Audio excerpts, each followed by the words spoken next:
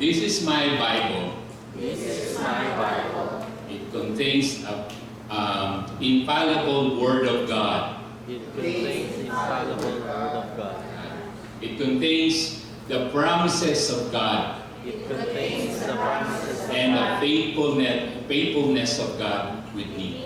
and the faithfulness of God with me. I am what it says I am. I am what it says I am. I can do what it says I can do. I can do what it says I can do.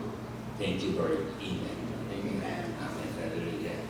So napakahalaga na dalhin po natin yung ating Biblia. No? Huwag lang pong dalhin. Kailangan basahin natin. Kasi, tawag nito, mahirap naman yung Biblia na hindi nabubuhay. Ang sabi nga, di ba?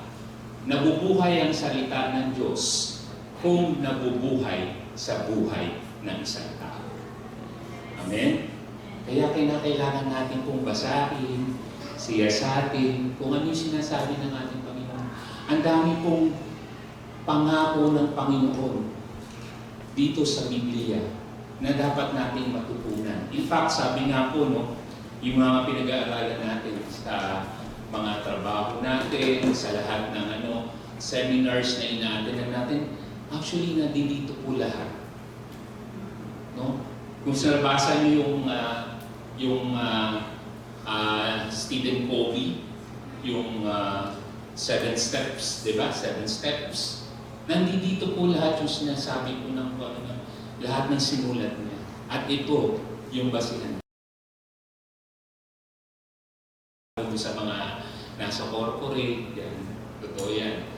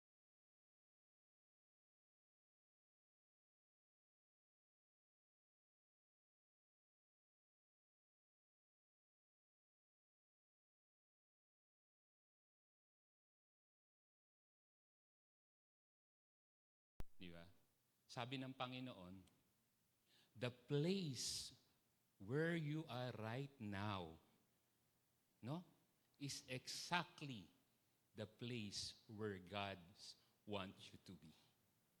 Kung nasan ka man ngayon, ano man yung kalagayan mo, yan ang gusto ng Diyos sa buhay mo. Yan ang plano po ng Panginoon sa buhay natin. Kaya merong mga interruption. Kaya merong minsan tayo sa buhay na nagaganap na hindi natin inaasahan. Yeah? We have plans, but oftenly, is this na di-disrupt, na-i-interrupt. We have dreams, right? We have decision, right? But sometimes, hindi natutuloy. Then we dismayed. Knowing that we don't know that there is an interruption given by God. And that interruption is unexpected. And it's also intentional to us. Diba? Minsan ganun tayo. Minsan ang sabi natin, why? Bakit? Nagiging Batman na naman. Ba't ganun? Bakit ang daming problema? Tama naman ang plano ko eh. Maayos naman. Naalala ko tuloy yung madalas sinasabi ni Pastor. At ganun din po nangyari sa akin during the times na nagwo-work po ako sa labas ng bansa. Akala ko tinawag na ng Panginoon, bumuwi ka na ng Pilipinas. Same kay Pastor. Opo. Pares din po sa akin. Akala ko. Ito yung salita ng Diyos eh. Pinipigilan pa nga ako ni Pastor Edwin. Sabi, bro, hindi. Siguraduhin mo muna mabuti. Sure mo muna. Eh, ang ganda-ganda ng work mo. Pero ikaw, meron kang pinupursue. Lord, magkakaroon ako ng business dito sa Philippines eh. But that plans, no, seemingly maganda. Sa una, maganda, tama. Nakikita mo, nagpo-progress. But God will interrupt us. Anong plano ng Diyos? Then I will say, sabi ko, bakit ganun? Bakit ganun? Minsan sa buhay po natin, ang dami nating tanong sa Diyos. Pero nakalimutan nating tanungin, ano ba ang kailangan mo, Panginoon? Ano ba ang kailangan mo? Amen po. Amen po. So the title of my message to this morning is Interruption. Okay? When God stepped into our lives, paano kung nakialam na ang Diyos sa buhay natin? Sino may gustong makialam ang Diyos sa buhay natin? Amen po. No? Kailangan merong intervene ang Diyos sa buhay po natin. Kung hindi, baka nasa kung saan-saan na lang tayo. Or maaring, sabi natin, blessing. Blessing yan eh. Ang dami nating blessing. Marahil nasa blessing ka ngayon. Ang ganda-ganda ng buhay mo. Or maaring nandoon pa rin tayo sa mga problema natin. Financial, family, anak. Ganun yung issue natin minsan. Pero hindi natin nakikita paano gagalaw ang Diyos sa buhay natin. Amen? Amen po. In Romans chapter 8, verse 28, ang sabi po doon, sabi niya, and we know that in all things, God works for good of those who love Him, who have been called according to His purpose. So, isa-isahin natin. Sabi niya, and we know, alam natin. Yung word ng Panginoon, nga pala po, ito pong Romans, to give you po background, no? Itong Romans is nasulat po ito ni Paul in times of marami pong chaos dun sa Israel. It's time na sinakop silang Romans in the under ng pamumuno ni King Nero. No? Si King Nero. So maraming tribulation, maraming problema, maraming tawag nito di pagkakaisa ng Jewish at ng mga Gentiles, no? At maraming problema sa church. Ito yung time na pinapakita ng Panginoon, in spite of uncontrolled situation, God is in control. Di ba? So, sabi niya, no. And we know. Alam natin. Paul said that we know, we have the confidence that God will move. We know that God will do something in everything in our lives. No? Sabi niya, that in all things, sa lahat ng pagkakataon, mapa-blessing yan, mapa-problema yan, nandoon ang Diyos. That's why we have the confidence. Sabi po, God works for the good.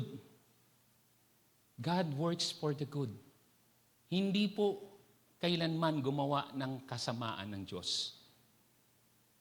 Kundi lahat po isakakabuti nating lahat. Amen? Sabi niya, of those who love Him. What do you mean love Him? Do you have relationship with God? Do we have the relationship that God need to us? Ano yung mga pinag-aralan natin? Paano mo masabi yung relationship mo sa Panginoon kung hindi ka nagbabasa ng salita ng Panginoon? Kung hindi yung salita ay nagiging bunga na ng iyong buhay, ano yung relationship na ipinapakita natin sa Diyos? God wants us to be not worldly. Remember the teaching. Word, but not to be worldly. Hindi sa lahat ng mga nararanasan natin dito sa mundong ito is tama na. Kailangan natin ng salita ng Diyos.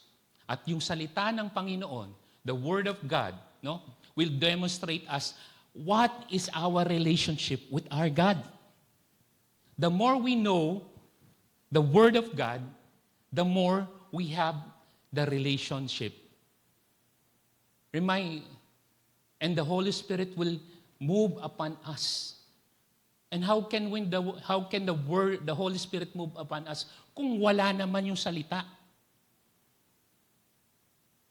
Kung walang natatanim. Imagine mo, naghihintay ka ng isang tutubo sa lupa, pero wala ka namang itinatanim. Kahit anong dilig natin, kahit anong lagay natin ng pataba, walang tuusbong kasi wala tayong itinatanim. You need to have the seed of God, and the seed of God will give you the relationship.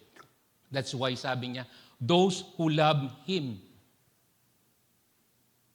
And God will work into our lives. And then we have the confidence that God will work in our lives because we have the relationship. Para lang magulang yan. Para lang tatay at nanay natin. Inaalagaan tayo ng ating tatay, ng nanay natin. Binibigyan natin sila ng pag-aalaga, pag-aaruga. Bakit mahal natin sila eh? At itinatanim nila tayo sa tamang lugar. Amen? That's the relationship of God. Okay? Who have been called according to His purpose. Ito na yun. That's why we have the blessing. That's why we have our lives. That's why we have kung ano yung tinatamasa natin ngayon. No? Kasi it's according to His purpose. Sabi ko kanina, di ba? Sabi natin kanina, the place where you are right now is the exact place where God wants you to be. Amen po? Amen po. Hallelujah. So, Pakitapik naman yung mga katabi nyo. Ayan. Ayan. Pakisabi, mahal mo ba ang Diyos? Ayan. Ganyan. Ano ang sagot?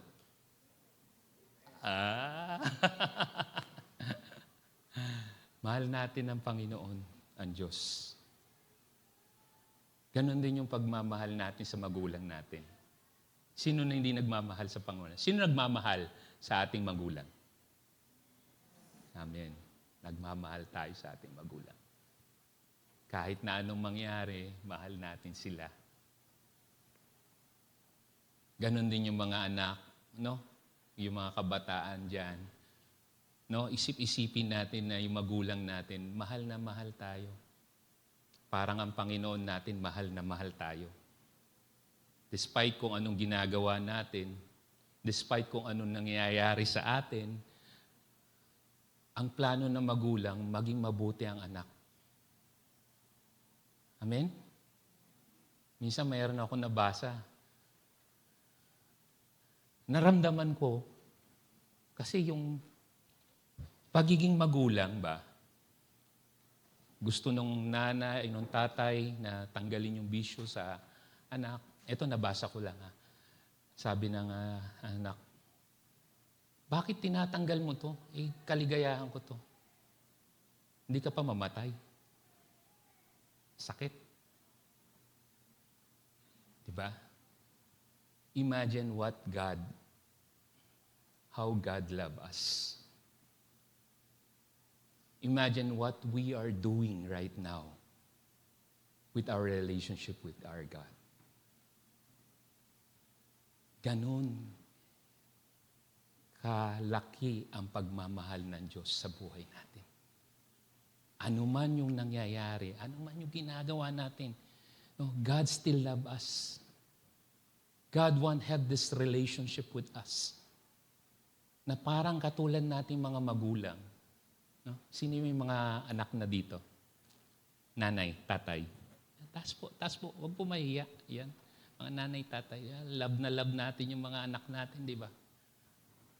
Kaya napakasakit. Pag minsan, merong sasaway sa'yo, no? O yung mga magkakaanak, ha? Kailangan handa natin yung puso natin. Katulad ng ating Panginoon.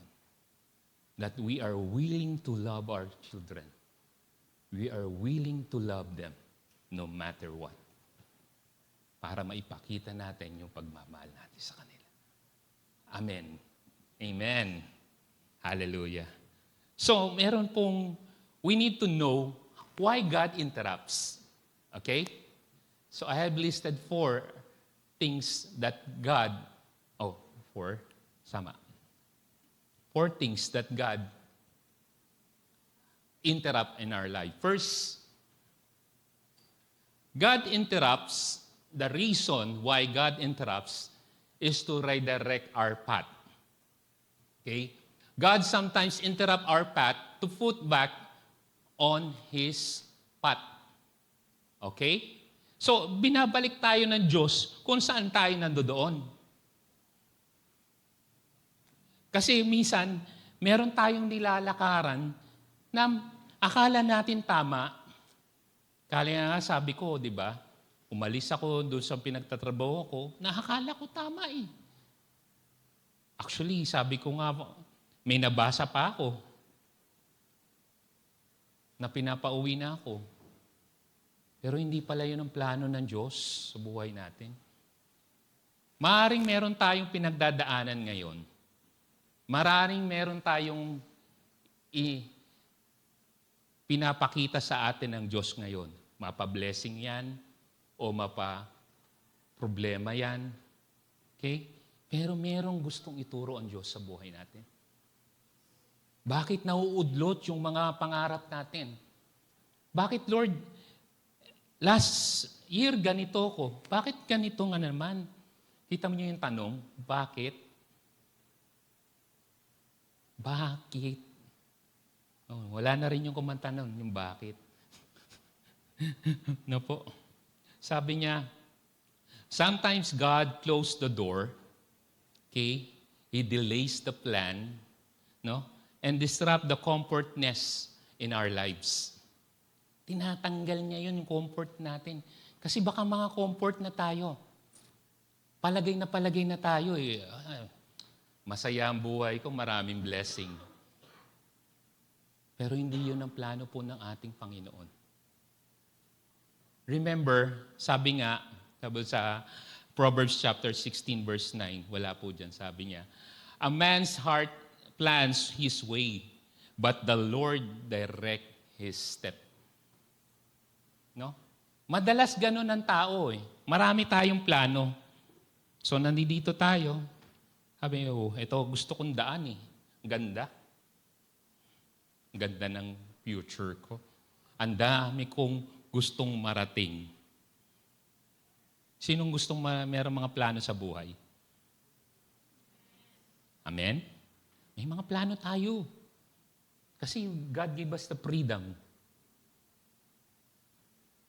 God has given us kung paano natin sisimulan ang buhay natin.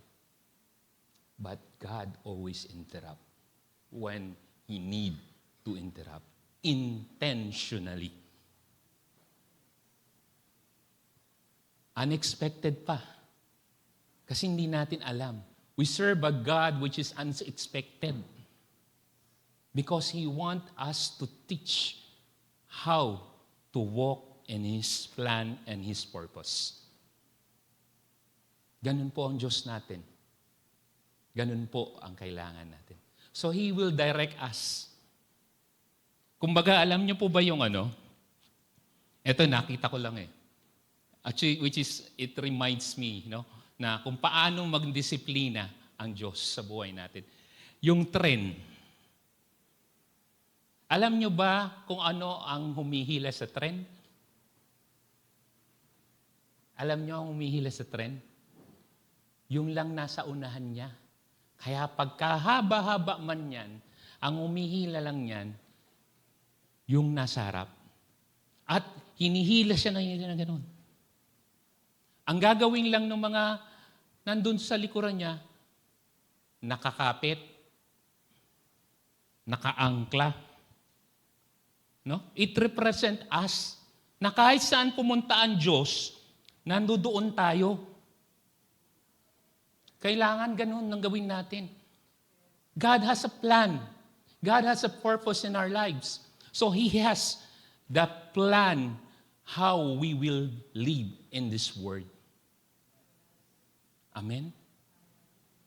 So kahit saan, Lord, nasan ka? Nandito ako. Ayan, kapit-kapit kita. Hawak-hawak ka ng Diyos. Ang tanong, hawak-hawak mo ba ang Diyos? Dapat hawak-hawak natin ang Panginoon. He has the power. He has the purpose. And He has the success in our lives na sa Kanya lang nanggagaling. So He direct us. No? Pakitapik naman yung kapitbahay nyo dyan, yung mga katabi nyo. Ayan. Kapit lang. Kapit lang. Diba? Pag hindi ka kumapit, maiiwan ka. Correct? Tama po ba? Pag hindi ka kumapit, maiiwan ka. Paano kakapit? Hawakan mo yung salita ng Panginoon. Hold to the Word of God. And you will assure na tama ang kinakapitan mo. Amen po? Second interruption of God. Okay. The reason God interrupt because He want to reveal His plan. No? God interruption are not denial. They are a divine revelation. May plano ang Diyos sa buhay natin. Tanong, may plano nga ba? Sino po may sabing may plano ang Diyos sa buhay natin? Ayan, lahat na magsabi ng Amen. Ang hina. Ano po? May plano ba ang Diyos sa buhay natin? Yan. Kailangan meron. Kasi kung walang plano ang Diyos sa buhay natin, hindi niya i-reveal. At kung wala tayong perseverance para malaman yung plano na yon, hindi i-reveal ng Diyos sa buhay natin. He will always interrupt. He will always find a way paano ka magigising. Tama? Kasi minsan po, nasasanay lang tayo natutulog. Komportable na tayo. Yung comfortness. Kaya hindi natin makita yung revelation po ng ating Panginoon. Sabi po dyan ni Miles Monroe, sabi niya, sa next slide po. Sabi niya, the greatest tragedy in life is not death. Hindi kamatayan. Kaya yung mga namatay, no? Hindi yan ang greatest tragedy nila, no? But a life without purpose. Okay? God interrupt us so we can discover His purpose, not just pursue our plans. Hindi tragedy ang kamatayan. Lahat po tayo dadaan at dadaan sa kamatayan. Hindi na dapat kinakatakutan ang kamatayan para sa isang mananampalataya. Sabi nga doon sa pinag-aralan natin sa 1-1, di ba? Ang salvation. Gaano katotoo yung salvation mo? Your salvation, no, is true when you accept the Lord our God, Jesus Christ, as your Lord and Savior, truly in your heart, and you believe that He is the Lord. Siya nagahari na sa buhay mo. Kaya yung kamatayan, wala na pong power sa atin. Ang problema, yung purpose. Pag nawala ang purpose sa buhay ng isang tao, kung bakit ka nabubuhay, yun yung pwedeng mangyari. Mawawalan tayo ng buhay sa buhay natin. Amen? So we need to God. So that's why God interrupt. God always interrupt. Sometimes God has to stop you to save you. Madalas, hinihinto tayo ng Diyos. Kasi gusto niya iligtas tayo. Tama po ba? Ayan. Huwag na mamahaba ang muka. Umahaba na yung mukha niyo eh. No? No. Kasi nga, gusto ko lang i-emphasize mabuti. Paano ba yung pag-ibig ng Diyos? Ano yung purpose talaga ng Diyos sa buhay natin? Bakit parati tayong nai-interrupt? Sa trabaho nga, ayaw mo pa-interrupt eh. Sinong gusto nai-interrupt sa trabaho? Ayaw, di ba? Ayaw, may ginagawa ko. Huwag mo akong pakilaman. Huwag kang tatawag, may ginagawa ko. O yan, nag-exam ako ngayon, huwag mo akong pakialaman. Ang daming interruption. Ayaw natin interruption. Pero dapat makita natin yung purpose ng interruption, Panginoon. Maliwanag po? Amen? Number 3 po. Number 3. Sabi niya, the reason God's interrupt is to strengthen our faith. Okay? Sabi doon, trusting God in the unexpected deepens the dependence on Him. Yung dependency natin sa Panginoon. Remember, sabi doon, Yung pananampalataya mo, hindi lalago yan kung comfort ka lang, kung naka-stay ka lang. Kung naka-stay ka lang dito, nakatayo ka lang, o kaya nakaupo ka lang dyan, wala kang ginagawa, hindi ka nagbabasa ng salita ng Panginoon, at hindi mo ginaganap sa buhay mo yung salita. Kung comfort ka lang, no, hindi lalago yung pananampalataya mo. Para yung sabi natin kanina, nagtanim ka ng seed, o meron kang bunga, meron kang seed, tinanim mo, pero hindi mo inaalagaan. Okay lang, tutubo yan. Diba? Tagal mo nang hinihintay, hindi pa natubo. Hindi mo naman dinidiligan. Hindi mo alam, yung buto pala nanakaw na. Kinain na nung daga o kaya nung pusa. Ama. Minsan ganun po ang pananampalataya natin. Akala po natin meron tayong pananampalataya. We have faith. Pero minsan, ang akala natin sa pananampalataya, okay na yan. Diyan na yan, lalago din yan. Kung tatamad-tamad tayo, aantok-antok tayo, diba? Uupo-upo lang tayo. Wala pong mangyayari sa pananampalataya natin.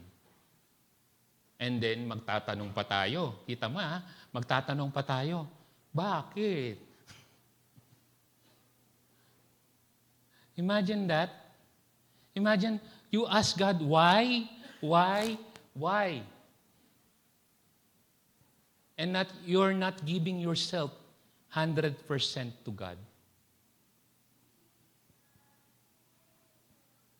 Minsan, sabi nga,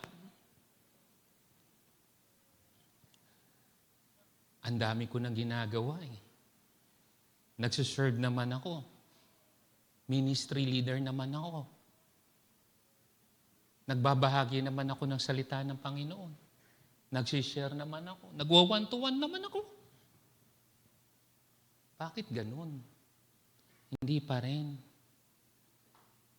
And nakita mo yung pananampalataya. Nakita niyo po. Kasi hindi niya nakita. Minsan hindi natin nakikita. Yung pananampalataya natin nakaangkla na sa iba, hindi na nakaangkla sa Diyos. Sabi po doon sa next page po. Sabi doon, the centrality of our faith is only God and His faithfulness. Yun yung sentro ng pananampalataya mo Kailangan makita mo yung promises ng Diyos sa buhay mo. Kaya we need to see yung faithfulness of God in our life. How He demonstrate His love, His promise to us, even whatever happened to our life. Blessing man yan o problema man yan, o parati na lang nasa problema. Kasi yun yung mismo ang problema natin Bakit, Lord, nandito pa ako? Bakit parati na lang, every year na lang, ito iniiyak ko sa'yo? Ano nang ginawa mo? Anong ginawa na natin? We need to see if our faith is true enough that we hold to the promises and faithfulness of God to us. Amen? Hallelujah. Hahaba na ng mukha nyo. So, ganun po yung pananampalataya. Mahal natin Panginoon. Higit sa lahat, mahal tayo ng Diyos. Amen po. Yung huli po, pang-apat. Reason God's interrupt. It bless us beyond expectation. What looks like a setback, it often a setup for blessing. Blessing. Minsan, akala natin sa blessing yung masagana. Sino gusto ng blessing? Uy, mahina yung mga boses. Sinong gusto ng blessing? Yan. Alam nyo, our God is full of blessing to us. He always bless us. Because He loves us. Kaya lang minsan, nakakalimutan natin yung blesser. We always see the blessing, but the blesser, nakakalimutan natin. Yun yung problema. That's why we cannot exceed the blessing that God want to give to us. Sabi nga, beyond expectation. Beyond expectation. Kung ano yung iniisip mo, mas higit pa. Mas higit pa ang gusto ng Diyos sa buhay natin. Balik ulit doon sa magulang. Yung magulang, gusto niya maayos yung anak niya. Kahit yung anak niya, pasaway. Pero mahal na mahal tayo na magulang natin. Diba? Although minsan hindi nakikita. Pero sabi ko nga, kung ano yung pagmamahal na magulang sa atin, ganun, higit pa lalo ang pagmamahal ng Diyos sa buhay natin lahat. That's why yung blessing, imagine if hindi mo nakikita yung blessing, ang nakikita mo yung blesser. No matter what, it's beyond the expectation. Sabi ng Panginoon, beyond expectation. Yung purpose niya, beyond. When we see the true purpose of God in our lives, when we see His plan and not our plan, yun yung dapat nating makita. Yun yung dapat nating maramdaman. Ilagay nyo na lang po yung pagiging magulang sa ating lahat. Ganon din yung pagiging Panginoon ng Diyos sa buhay nating lahat. Amen po. Hallelujah. May nakuha po ba tayo? Hallelujah. So, yan po yung kung bakit tayo ini-interrupt ng Panginoon. God interrupts us. In conclusion, sabi niya, He direct our step. Sabi niya, He reveals His purpose. He strengthens our faith. And He released the blessing to us. God's interruption in our lives are not accident or setback. Hindi aksidente. They are the moments where God draw our attention. Sabi niya yung kailangan i-draw niya tayo doon sa attention natin. Kasi maari, naliligaw ka na kapatid. Baka kung saan ka na pumupunta. Baka ibang way na yung dinadaanan mo. Kaya kinakailangan, intentionally God has draw you, has interrupt us, sabi niya. Sabi niya, attention. Draw us attention to His greater purpose, His power, His love. When life feels interrupted, remember that God is stepping in for your good and His glory. Tayo po tayo. Lahat.